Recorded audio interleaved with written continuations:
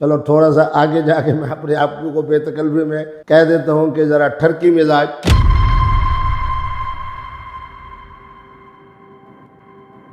آپ نے فتویٰ دیا ہے کہ الکوہول اتنی حد تک حلال ہے. اسی وقت ان سارے کیمروں کے سامنے ایک شراب کا گلاس لا کے دوں تو کیا آپ اسے پی لیں گے؟ اگر ایک لڑکا اور ایک لڑکی ایک دوسرے کو بہت زیادہ چاہتے ہیں تو کیا یہ ضرورت ہے کسی گواہ کے ایک نکاح کے اندر ہونے کا؟ آپ کا اس بارے میں نیا فتویٰ کون سا ہوگا؟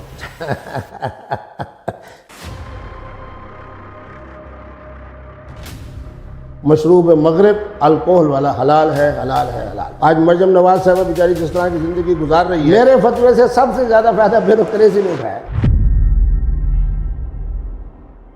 آپ کے نکاح کتنے ہوئے ہیں؟ 3 اور 4 درجن کے درمیان.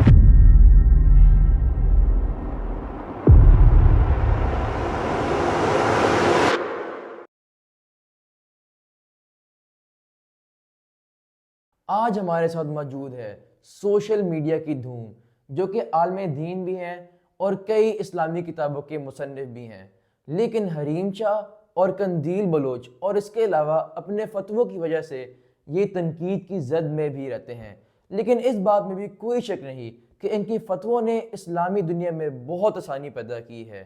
جی السلام علیکم مفتی صاحب. وعلیکم السلام. ماشاءاللہ آپ کی ابتدائیہ گفتگو مجھے بڑا مزہ دے رہی تھی اور میں بڑا خوش ہو رہا تھا کہ میرے بیٹے نے بہت اچھے حوالے سے میرا تعارف کروایا ہے. مفتی صاحب، آپ نے فتویٰ دیا ہے کہ الکوہول اتنی حد تک حلال ہے. کیا آپ کو نہیں لگتا کہ آپ کے اس فتوے کے بعد نوجوان نسل تباہی کی طرف جائے گی؟ بات یہ ہے کہ ایک ہے خمر، اور خمر جس کا معنی ہم کرتے ہیں شراب، یا ہمارے سکھ بھائی کرتے ہیں کہ دارو. ایک ہے الکوہل. الکوہل جس فیکٹری میں بنتا ہے مری کے قریب، میں نے اس کو خود جا کے اس کا وزٹ کیا اور 2-2.5 گھنٹے میں وہاں رہا ہوں. میں تحقیقی آدمی ہوں. میں نے دیکھا کہ یہ دیکھو کہ الکوہل کن کن اشیاء سے تیار ہوتا ہے. تو میں نے جا کے جب وہاں دیکھا تو پتہ چلا کہ یہ گنے کا جو رس ہوتا ہے اس سے، اور مزید اس کے اندر خاص قسم کا ایک کیمیکل ہے وہ ڈالتے ہیں، جس سے پھر وہ مقدار متعین کرتے ہیں کہ اس کے اندر 5% الکوہل ہے، اس کے اندر 5.5% ہے، اس کے اندر 18% ہے، 36%، 23%، 22%، 18%، اور بیئر کے اندر تو بہت کم 4.5%، 5.5% ہوتا ہے. اب دیکھنا یہ ہے کہ جب الکوہل شراب نہیں، خمر نہیں، دارو نہیں، یہ ایک ایسا مشروب ہے جس کو ہم کہہ سکتے ہیں کہ نشہ آور مشروب. جس طرح کہ ہمارے ہاں تمباکو ہے، ہمارے ہاں نسوار ہے، ہمارے پاس جناب یہ مختلف قسم کے جناب پودوں سے جو تیار ہوتی ہیں، جس کے اندر جناب اپنا ہو گیا آپ کا افیون ہو گیا، بھنگ ہو گیا، حشیش ہو گئی. جو چیز حرام ہے اس کا نام ہے خمار. آپ کو پتہ ہو کہ آپ مفتی عبدالقوی ہیں. مفتی عبدالقوی کو خمار عقل کے باوجود یہ پتہ ہو کہ یہ میرا بیٹا احمد صاحب بیٹھے ہیں، مجھے پتہ ہو کہ دن کا ٹائم ہے، مجھے پتہ ہو کہ رات کا ٹائم ہے، مجھے پتہ ہو کہ خمار عقل سے پہلے میں ڈرائیونگ کر کے اپنے گھر جا سکتا ہوں. تو معنی یہ ہے کہ خمار عقل تک یہ الکوہل کا مشروب بھی حلال ہے. مفتی صاحب، اگر آپ کی بات ٹھیک بھی مان لی جائے تو کیا آپ کو یہ نہیں لگتا کہ آپ کا یہ فتویٰ اسلامک سوسائٹی کے لیے انتہائی غیر ضروری اور خطرناک ثابت ہو سکتا ہے؟ میرے بیٹے بات یہ ہے کہ میں فتویٰ دیا وہی کرتا ہوں جس کے پیچھے مجھ سے رابطہ کرنے والے سینکڑوں نہیں ہزاروں افراد ہوتے ہیں. خمار عقل تک الکوہل کا مشروب بھی حلال. مفتی عبدالقوی نے یہ فتویٰ دے کے دنیا کے اندر بر صغیر کے اردو بولنے والے، ہندی بولنے والے، بنگالی بولنے والے کروڑوں مسلمانوں کے لیے ایک ایسی آسانی پیدا کر دی ہے جس آسانی کو پیدا کرنا ایک مفتی پر لازم اور ضروری تھا. اچھا مفتی صاحب، آپ مجھے یہ بتائیں کہ اگر میں آپ کو ابھی اور اسی وقت ان سارے کیمروں کے سامنے ایک شراب کا گلاس لا کے دوں جس میں 40% سے کم مقدار کی شراب ہو تو کیا آپ اسے پی لیں گے؟ بہت عمدہ سوال کیا آپ نے. میرے نزدیک پورے اسلام کا خلاصہ 2 چیزوں میں ہے. ایک لا جبر، زبردستی نہیں. آپ مجھے زبردستی کیوں پلانا چاہتے ہیں؟ ہاں، یا تو میں آپ کو کہوں کہ مجھے پلاؤ. آپ اگر کہیں جی ہم لے آتے ہیں ابھی مفتی صاحب آپ پیئے، نہ جبراً آپ کو میں پلا سکتا ہوں نہ جبراً آپ مجھے پلا سکتے ہیں. مفتی صاحب چلے آگے چلتے ہیں. سوچے ایک دن آپ تھکے ہارے اپنے گھر پہنچتے ہیں اور وہاں جا کے آپ یہ دیکھتے ہیں کہ آپ کا اپنا بیٹا ایک پیک الکوہول کا پیتا ہے اور ایک آپ کو بھی آفر کراتا ہے، تو کیا اس حالت میں آپ اپنے فتوے کے اوپر عمل کریں گے یا نہیں؟ زندہ باد، زندہ باد، زندہ باد، زندہ باد۔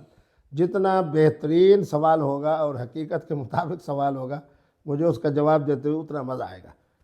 بات یہ ہے کہ جس وقت میں گھر میں آتا ہوں، چلو فرضی طور پہ مان لیتے ہیں، اگر میرا بیٹا جو ہے وہ مشروب مغرب کی بوتل رکھ کے اور اس کو جناب تناول فرما رہا ہے، میں ان سے پیار سے پوچھوں گا کہ بیٹے یہ کیا ہے؟ وہ کہے گا جی مفتی صاحب آپ کے فتوے کے مطابق یہ مشروب مغرب ہے، الکوہل ہے۔ تو میں نے کہا بچے کیوں پی رہے ہو؟ وہ کہے گا جی ابو آپ کے فتوے کے مطابق پی رہا ہوں۔ اگر جناب شیخ الحدیث صاحب گھر میں آتے ہیں، ان کی بیٹی بھی، ان کی بیوی بھی، ان کا بیٹا بھی، ان کا پوتا بھی، سارے نسوار ناک کے ذریعے بھی لے رہے ہیں اور منہ کے ذریعے بھی لے رہے ہیں، اور حضرت شیخ الحدیث صاحب خوش ہو رہے ہیں اور کہہ رہے ہیں بچوں کو بڑا اچھا قسم کا جناب نسوار آ گیا اور بڑا اعلیٰ ہے، بیٹا تو بھی کھا، میری بیگم تو بھی کھا، میری بیٹی بھی کھائے، میرا پوتا بھی کھائے، نوازہ بھی کھائے، خوش ہو رہے ہیں۔ تو اگر میرا بیٹا بھی میرے فتوے پہ عمل کرتے ہوئے ایک خاص مقدار تک الکوہل کا مشروب پی رہا ہے تو میرا خیال ہے مجھے اس پہ ناراض نہیں ہونا چاہیے۔ مفتی صاحب، جو آپ یہ ایک بات بار بار کری جا رہے ہیں کہ کراچی والا مفتی اعظم، اس کے بیوی بچے اور اس کی اولاد تمباکو والا پان کھائی جا رہے ہیں اور پٹھانوں کا مفتی نسوار کھا رہا ہے، کیا یہ جو آپ اتنا بڑا الزام لگا رہے ہیں یہ آپ نے اپنی خود آنکھوں سے دیکھا ہے یا نہیں؟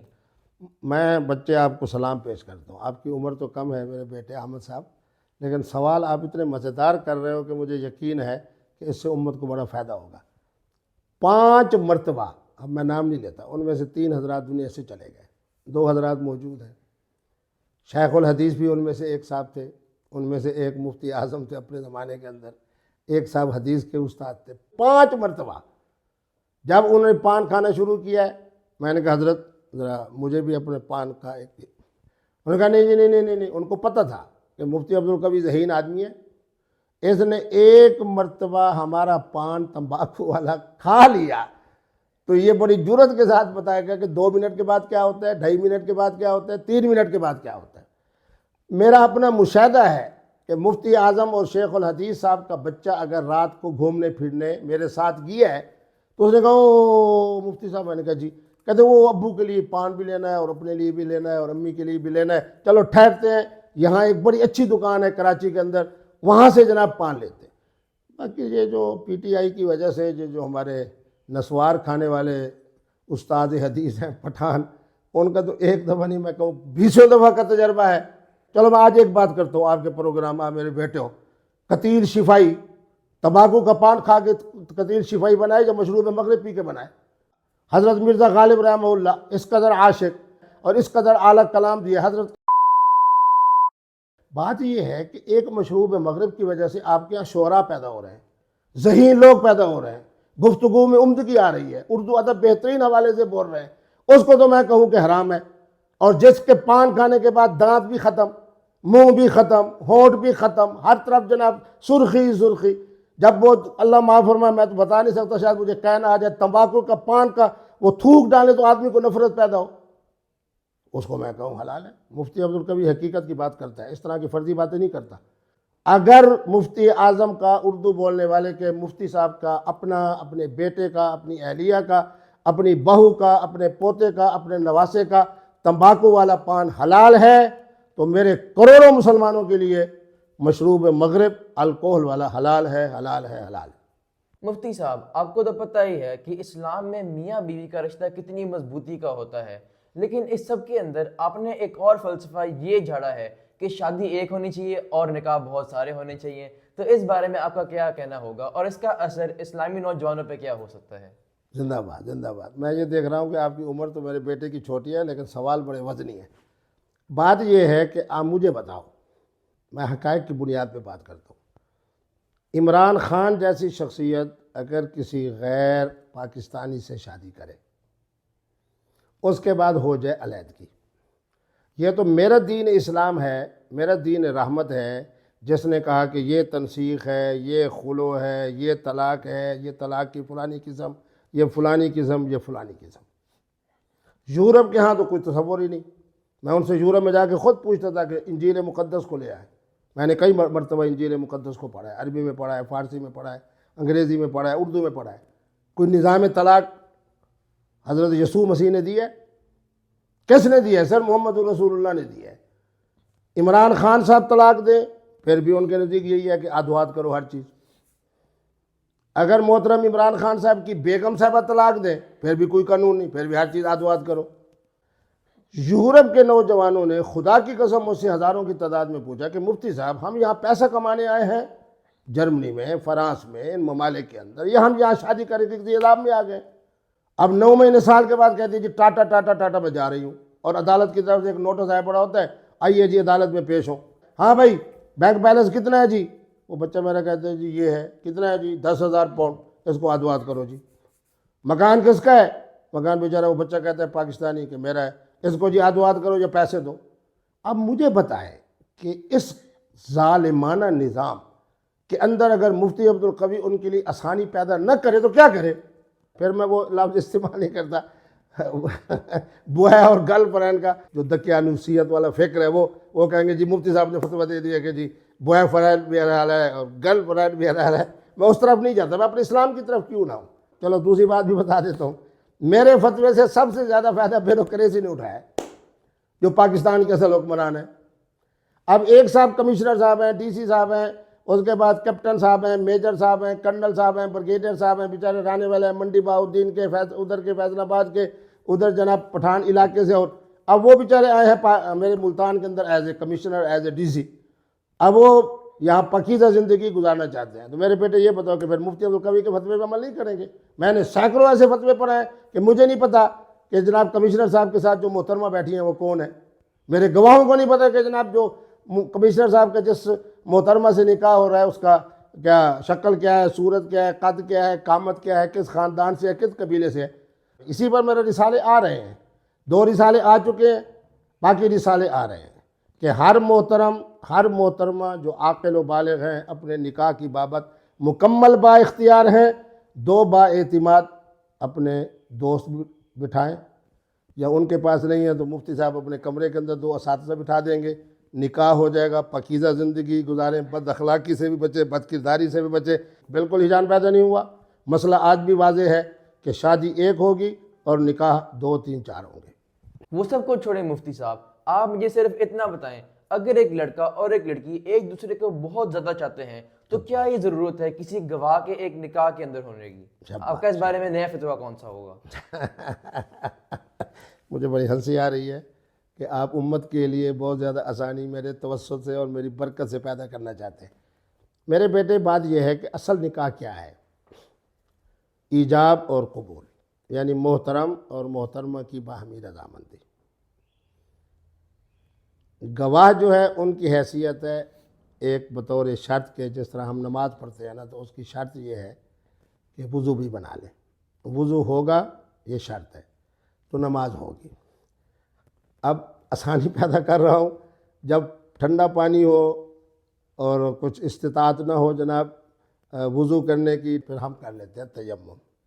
تو بہرحال صرف اللہ کی قرآن کی آیت میں پڑھ دیتا ہوں, علماء حضرات سمجھ جائیں گے. تو اس کا خلاصہ یہ ہے کہ محترم اور محترمہ کی رضامندی سے جو باہمی تعلق ہوگا وہ بھی شرعی طور کے اوپر اس کو نکاح استمتاع کہتے ہیں. صرف ابھی آیت پڑھ دیتا ہوں تاکہ میرے جو دقیانوسی مذہبی فکر ہے اس کے اندر ابھی تھوڑا سا کوئی اور میرے اوپر حملہ آور ہونے کی بات نہ بنے.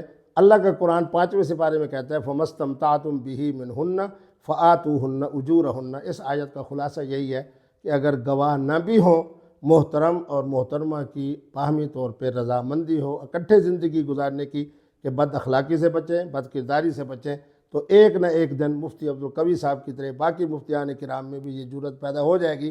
وہ کہہ دیں گے کہ یہ بھی جائز ہے, جائز ہے, جائز ہے. اچھا مفتی صاحب, ایک اور سوال, اگر آپ کا بیٹا یا بیٹی اسی فتوے کے اوپر عمل کرنا چاہیں تو کیا آپ ان کو اس بات کی اجازت دیں گے یا نہیں؟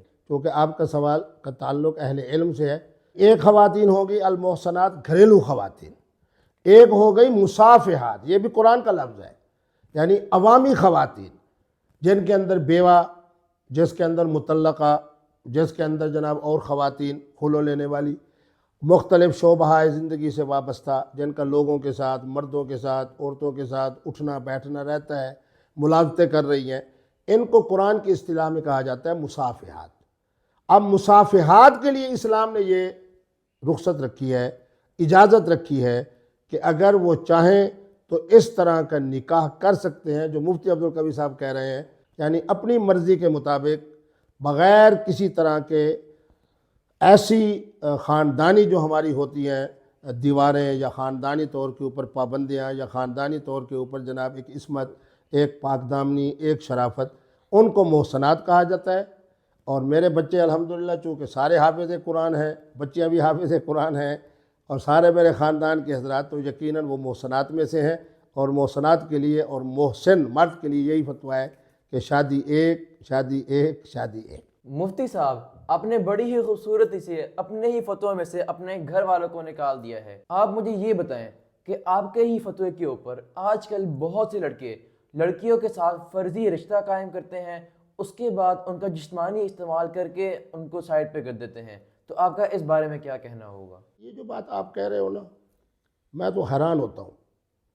80% میں نے ان بچیوں کو دیکھا ہے جنہوں نے شادی اپنی مرضی سے کی ہے۔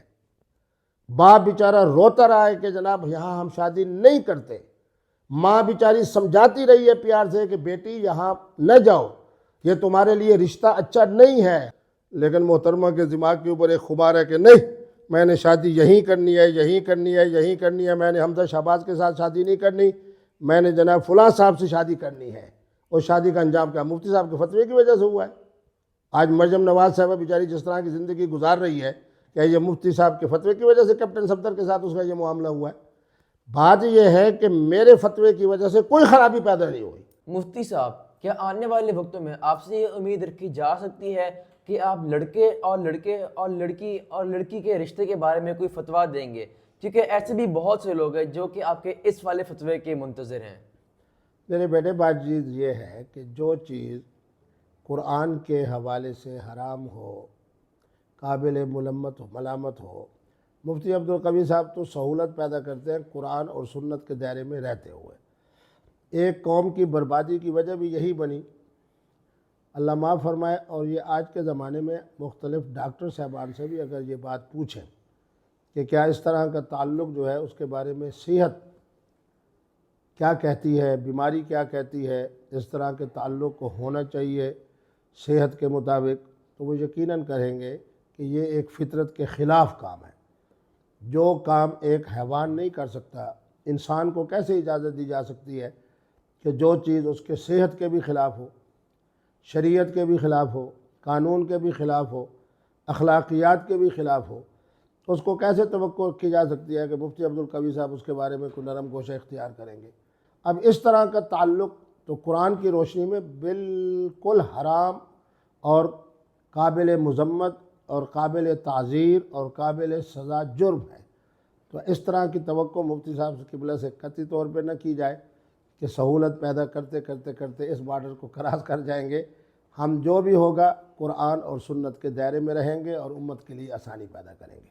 مفتی صاحب، اگر آپ کی زندگی کا تقابلی اجازت لیا جائے تو مفتی عبدالقوی برابر ہے رنگین مزاج، اس بارے میں آپ کو کیا کہنا ہوگا؟ رنگین مزاج والے لفظ پہ مجھے اتنا مزہ آ رہا ہے کہ میں چاہتا ہوں کہ اپنے بیٹے کو سلام پیش کروں۔ دیکھیں، میرا اللہ کہتا ہے کہ ان اللہ جمیل یحب الجمال۔ یہ میں چونکہ اہل علم جو بیچاروں کے ذہنیت کے اندر بہت زیادہ دقیانوسیت ہوتی ہے نا، تو اسی لیے میں قرآن آیت بھی پڑھ دیتا ہوں یا حضور کا فرمان بھی سنا دیتا ہوں۔ فرمایا کہ اللہ خوبصورت ہیں، حسن و جمال کے خالق بھی ہیں، مالک بھی ہیں، اور خود اللہ رب العالمین فطرت کے مطابق جمال کو پسند بھی کرتے ہیں۔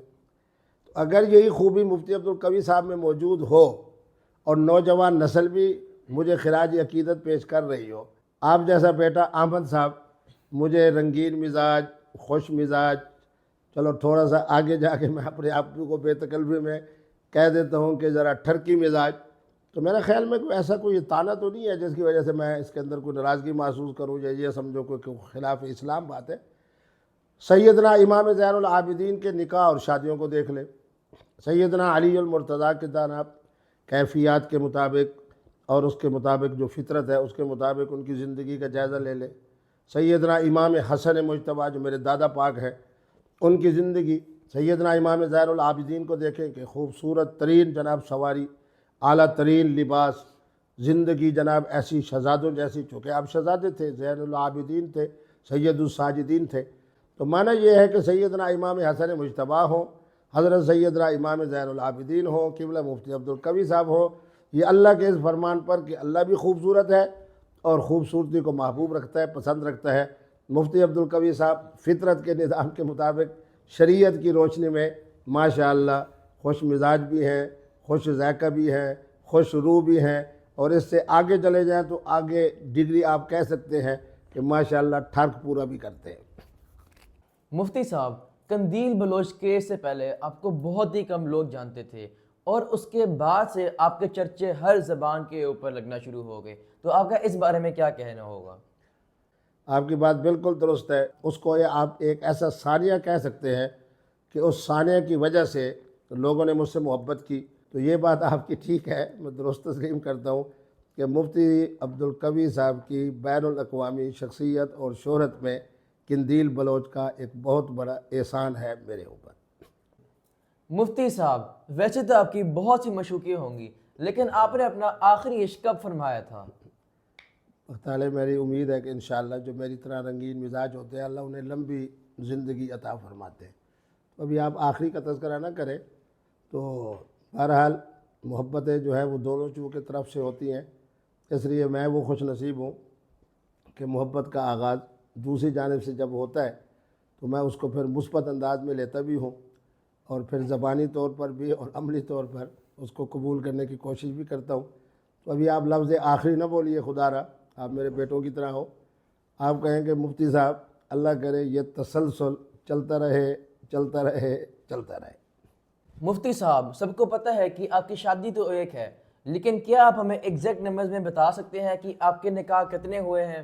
میرے خیال میں اب وہ تعداد جو ہے وہ اگر درجنوں میں کی جائے تو انشاءاللہ 3 اور 4 درجن کے درمیان میں ہوں گے۔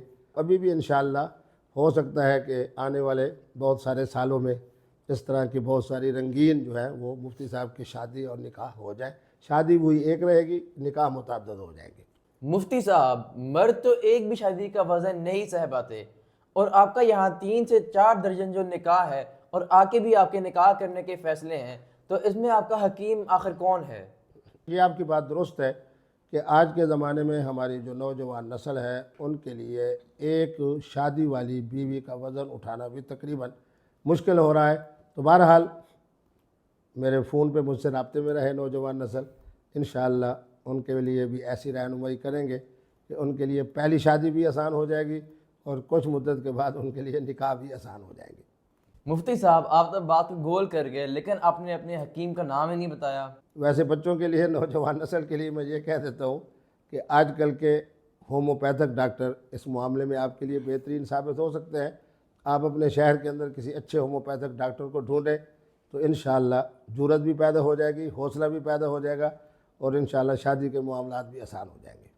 مفتی صاحب، آج جب اپنے دل کا حال کیمرے پہ بتا ہی دیں، آپ کو سندل کھٹک، عائشہ اور حریم شاہ میں سے سب سے زیادہ یاد کس کی ستاتی ہے؟ مفتی صاحب وہ خوش نصیب ہیں کہ ان کو میری یاد ستاتی ہے، مجھے ان کی یاد کم ستاتی ہے کیونکہ رات گئی بات گئی۔ تو بہرحال میرے دل کو ستانے والی خواتین کم ہیں، سکون دینے والی خواتین زیادہ ہیں۔ تو آپ ان کم ہی خاتون میں سے کسی ایک کا نام کیمرے پہ بتائیں۔ بہرحال ایک لمبی فہرست ہے، الف سے لے کے جیم سے لے کے ہاں سے لے کے یا تک بہت سارے ایسے نام ہیں جو مجھے یقیناً رات کو ان کی یاد رہتی ہے۔ اللہ ان کو بھی خوش رکھے اور مجھے بھی خوش رکھے، انہیں بھی آباد رکھے، مجھے بھی آباد رکھے۔ مفتی صاحب، آپ کے دوست احباب سے اکثر یہ بھی سنا جاتا ہے کہ آپ بشر پاکستان میں یا کوئی بھی قسم کا انٹرنیشنل ٹرپ کریں تو آپ کو وہ 1 بھی روپے کاسٹ نہیں کرتا۔ جو کچھ آپ نے سنا ہے یہ 100% نہیں، 1000% درست ہے۔ اور میری ایک عادت ہے کہ محترمہ کی طرف سے کوئی پیشکش ہو، محترم کی طرف سے ہو، چلو آپ کے پروگرام کو آگے بڑھاتے ہوئے خواجہ سرا کی طرف سے کوئی پیشکش ہو تو میں قطعی طور پر کسی کے پیشکش کو مسترد نہیں کرتا، کسی کا دل نہیں دکھاتا۔ اس میری گفتگو کے بعد یقین کے ساتھ جان لینا چاہیے کہ مفتی صاحب کو دی ہوا ہر تحفہ مفتی صاحب اس کو قبول کرتے ہیں۔ مفتی صاحب، اس کا مطلب تو یہ ہوا کہ آپ کا لقب جو مفتی ہے وہ آپ کے فتووں کی وجہ سے نہیں بلکہ آپ کی مفتی عادتوں کی وجہ سے ہے۔ میرے چلیں، بیٹے دونوں وجہ سے ہیں، کیونکہ الحمدللہ میں نے مدینہ یونیورسٹی سے تعلیم پائی ہے، جامعہ ازہر سے پائی ہے، اس کے بعد بحیثیت مفتی ہونے کے یہ میرے رسائل ہیں۔ لوگ روزانہ مجھ سے جب میں ملتان میں ہوتا ہوں تو 3-4 مسائل کے حوالے سے رابطہ کرتے ہیں، ان کے اسلامی عدالت کے حوالے سے۔ تو معنی یہ ہے کہ آپ یہ کہہ سکتے ہو میرے بیٹے کہ آپ کا لقب مفتی دو وجہ سے ہے، ایک فتوے کی وجہ سے، ایک لوگوں کی جو چیزیں مفت آپ کو ملتی ہیں اور مسکراہٹ کے ساتھ، اور آپ ان کا شکریہ ادا کرتے ہوئے اسے قبول فرما لیتے ہیں۔ تو پہلے میں مفتی ہوں فتوے کی وجہ سے، دوسرے نمبر پہ میں مفتی ہوں فتوے کی صورت میں، مفت چیزیں وصول کرنے کی صورت میں۔ مفتی صاحب، خواتین تو ایک سائڈ پہ، آپ کی تو خواجہ سرا کے ساتھ بھی ایک ویڈیو وائرل ہوئی ہے، تو کیا آپ ان کے ساتھ بھی کوئی شوق فرماتے ہیں یا نہیں؟ بات یہ ہے کہ اگر کسی نے میرے ساتھ آ کے سیلفی بنائی اور اس کے بعد پتہ چلا کہ وہ خواجہ سرا تھا، میں نے تو اسے لڑکا سمجھا، تو اس کا یہ معنی نہیں کہ میں اس کے ساتھ کوئی شوق رکھتا ہوں۔ تو مفتی صاحب کے اوپر جب اللہ نے نکاحوں کے حوالے سے اتنا زبردست احسانات کیے ہوں کہ 3 اور 4 درجن تک پہنچ جائیں، تو میرے بیٹے عجیب سا سوال ہے کہ مجھے خواجہ سرا کا کیوں شوق ہو؟ وجہ نہیں مفتی صاحب، آپ ٹھنڈے ہو، یہ پانی ہے آپ پئیں۔ پانی تو میں پی لیتا ہوں، لیکن بات یہ ہے کہ خواجہ سرا کا اللہ معاف فرمائے ذوق وہ رکھے جو خواتین سے محروم ہو، جو خواتین کے معاملے کے اندر انتہائی خوش نصیب ہو، تو وہ خواجہ سراؤں کی طرف کیوں جائے؟ خواجہ سرا کا شوق اور ذوق اسے ہوگا جس کے لیے خواتین میسر نہیں ہوگی۔ مفتی صاحب کے لیے خواتین چونکہ میسر ہے، اس لیے خواجہ سرا نو نو نو۔ ٹھیک ہو گیا، چلیں اب آپ کی یہ بات کلیئر ہو چکی ہے پورے میڈیا کے سامنے۔ مفتی صاحب، آپ کو کیا لگتا ہے آپ جیسا اسکالر آج کل کے نوجوانوں کے لیے گمراہی کا سبب ہے یا ایک رول ماڈل ہے؟ بہت اچھا سوال ہے۔ ہر آدمی کی جو سوچ ہوتی ہے نا، وہ اس کی عمر، اس کے اپنے حالات کے مطابق ہوتی ہے۔ معنی یہ ہے کہ میں سمجھتا ہوں کہ میری جو قوم ہے وہ حقیقت کو سمجھتی ہے۔ مفتی عبدالقوی صاحب ان کے لیے ہدایت کا ذریعہ ہیں یا ان کے لیے آسانیاں پیدا کر رہے ہیں، یا فتاوی کی روشنی میں امت مسلمہ کو اور بالخصوص بر صغیر کے مسلمانوں کو فائدہ ہو رہا ہے، اس لیے وہ مجھ سے محبت بھی کرتے ہیں، پیار بھی کرتے ہیں، مجھے دعوت بھی دیتے ہیں، اور اس کے مطابق جہاں میں جاؤں تو میری عزت بھی کرتے ہیں۔ تو معنی یہ ہے کہ پاکستانی قوم اس حقیقت کو سمجھتی ہے کہ مفتی عبدالقوی نوجوان نسل کے لیے ایک مشعل راہ ہے۔ چہرے کے پردے کے متعلق مختلف علماء کی مختلف رائے ہے۔ کچھ یہ کہتے ہیں کہ چہرے پر پردہ ہونا چاہیے، کچھ یہ کہتے ہیں کہ نہیں ہونا چاہیے، تو آپ کا اس بارے میں کیا فتویٰ ہوگا؟ ماشاءاللہ میرے بچے، تم احمد بڑے ذہین ہو، اس پر میرا رسالہ آ رہا ہے، کیونکہ جو غیر محرم ہے نا، ان کے تعلقات بھی ہر ایک کے دوسرے سے مختلف ہوتے ہیں۔ اب ایک ہی گھر کے اندر 2 بھائی رہتے ہیں، ہر ایک کی بیگم دوسرے کے لیے غیر محرم ہے، اب وہاں پردے کے احکام اور ہوں گے۔ بڑے گھروں کے اندر بہت ساری خواتین کے ساتھ ان کے بچے گھریلو کام کرتے ہیں، اب وہیں جناب خواتین بھی رہتی ہیں، بزرگ بھی رہتے ہیں، نوجوان بھی رہتی ہیں، اب وہاں بھی پردے کا حکم اس سے مختلف ہوگا جو پہلے گھر کے اندر ایک ہی خاندان کے 2-3 بھائی رہتے ہیں، ان کی بیگمات ہیں۔ پھر ہمارے ہاں یہ ہے کہ ڈرائیور جو ہے وہ یقیناً مرد ہوتا ہے۔ اب محترمہ کے ساتھ وہ جب ڈرائیور جاتا ہے ان کی کام کاج کے لیے، تو اب اس کے لیے بھی ایک پردے کا حکم ہے، غیر محرم ہے۔ تو اس پر پورا ایک تفصیلی، بہرحال میں ان پاکستانی اور مصری اور مراکش کے اور سعودی عرب کے علماء کی تائید کرتا ہوں کہ چہرے کا پردہ نہیں ہے۔ جب چہرے کا پردہ نہیں ہے تو معنی یہ ہے کہ باقی جسم جو ہے وہ آپ کا پردے کی صورت میں ہو۔ چہرہ اگر کھلا ہوا ہو تو محترمہ کے لیے ملازمت بھی آسان ہے، محترمہ کے لیے کو ایجوکیشن بھی آسان ہے، محترمہ کا گھر میں رہتے ہوئے اپنے دیور کے ساتھ یا اپنے خامد کا یا اپنے بھائی کا جتنے تعلقات ہیں ان کی خواتین کے ساتھ ایک خاص قسم کی سہولت ہے، اور اس سہولت کو پیدا کرنا چاہیے۔ اس سلسلے میں مولانا ابوالعلا مودودی کی جو تحقیق ہے وہ یقیناً درست ہے کہ چہرے کا پردہ غیر محرم کے لیے نہیں ہے۔ مفتی صاحب، آپ سے آخر میں یہ سوال کروں گا کہ آپ پاکستانی نوجوان نسل کو آخر فیوچر میں کیسے دیکھنا چاہتے ہیں؟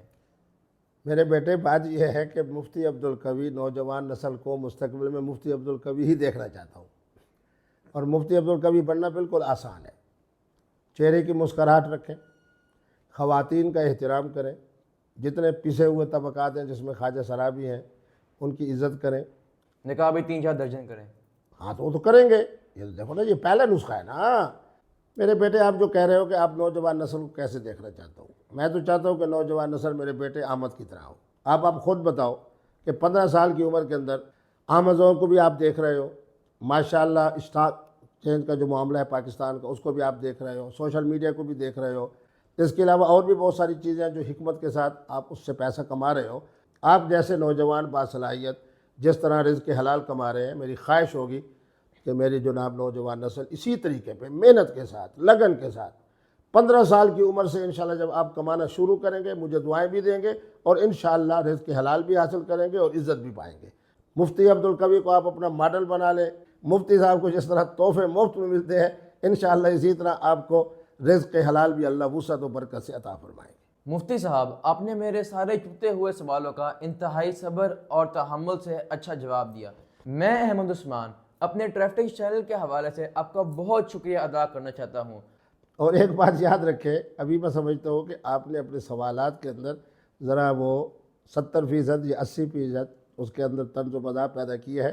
اگلی دفعہ جب آپ کی ہماری میٹنگ ہو رہی ہوگی اور اپنا پروگرام ہو رہا ہوگا اس کے اندر آپ نے بالکل 100% ڈراؤن حملے کی طرح مفتی صاحب پر حملہ آور ہونا ہے، اور انشاءاللہ مفتی صاحب کی چونکہ شخصیت ایک حقیقت کا نام ہے، صداقت کا نام ہے، تو جتنے آپ کی طرف سے سخت ترین سوالات آئیں گے میں سمجھوں گا کہ یہ میرے بیٹے احمد عثمان کے سوالات نہیں بلکہ پوری پاکستانی قوم کی ہمارے یہ نوجوان نمائندگی کر رہا ہے، اور اس کے مطابق اللہ آپ کو خوش رکھے۔ آپ کے آج کے پروگرام میں بہت اچھی کھلی باتیں ہوئیں، اور میں سمجھتا ہوں کہ اس کھلی باتوں کے بعد مزید نوجوان نسل مجھ سے بھی پیار رکھے گی، آپ سے بھی محبت رکھے گی، اور اس طرح کے انشاءاللہ کھلی باتوں کے کھلے جناب موضوعات پہ آپ کی ہماری گفتگو جاری رہے گی۔ اللہ آپ کو خوش رکھے اور آپ کے چینل کو سدا بہار بنائے۔ والسلام۔ شکریہ مفتی عبدالقوی صاحب۔ تو ویورز، یہ تھا آج کا podcast with Ahmed Usman and Mufti Abdul Qavi. ملتے ہیں اگلی ویڈیو میں، تب تک کے لیے اللہ حافظ۔